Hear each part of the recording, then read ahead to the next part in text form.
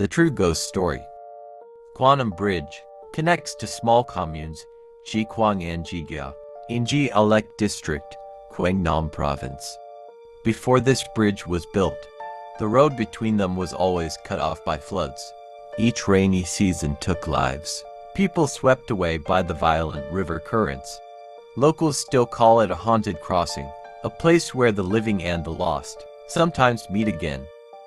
Back then, I was a high school student at Lek High School, the only one in the district.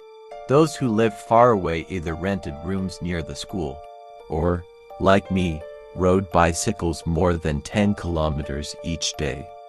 Morning classes and the afternoons were spent helping my parents in the rice fields.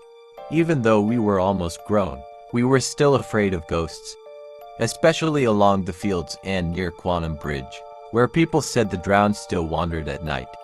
That afternoon, as classes ended, the sky suddenly turned dark. Thunder rolled.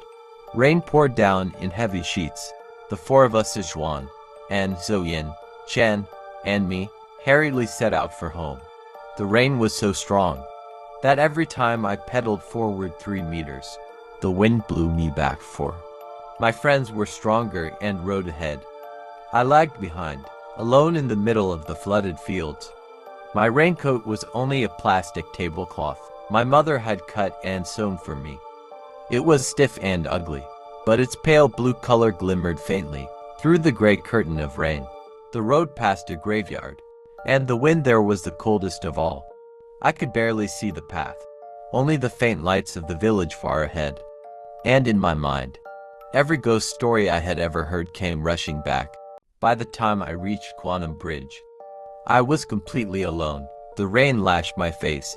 The river below roared like thunder.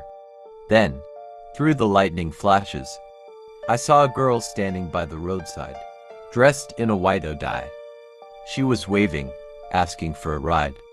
On her chest, I could read a small cloth nametag, though she looked like a student, maybe from another school nearby. I called out, "Where are you going?" She smiled faintly, her voice soft but clear. "I'm heading to Trongan. Can you give me a ride?" She climbed on the back of my bike, her hands wrapped gently around my waist. Cold at first, then strangely warm. After a while, she asked softly, "Are you tired?" I laughed. Who could feel tired when carrying such a beautiful girl?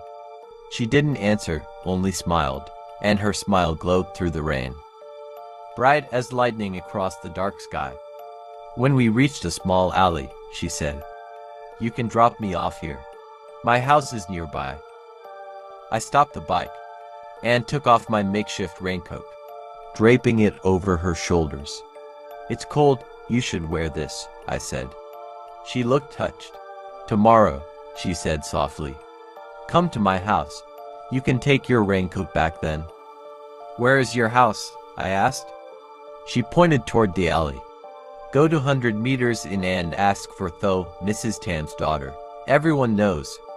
She smiled again, white teeth, bright eyes, and then turned away, disappearing into the misty rain. The next morning, I couldn't stop thinking about her.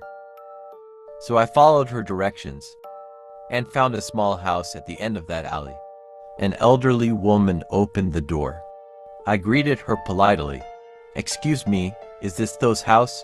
She told me to come pick up my raincoat. The woman froze, her eyes welled with tears. "Who did you say?" I told her everything, how I met the girl, gave her my raincoat, and promised to visit. When I finished, the woman's voice trembled. "My son, Tho died a year ago. She drowned in a storm right at Quantum Bridge. Today is her first death anniversary." My heart stopped. She led me to the altar inside. And there, in the framed photograph, was the same girl in the white dye, smiling, just like the night before. We walked to her grave behind the house. Rain was still falling lightly, and on top of her tomb lay my blue plastic tablecloth, the one I had given her as a raincoat. I bowed to the woman, then rode home in silence, the cold wind cutting through my chest. Years later, a new, solid bridge was built over Quanam River.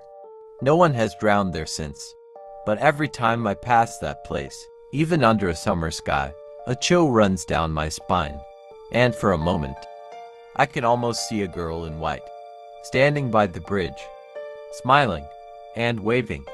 Through the rain,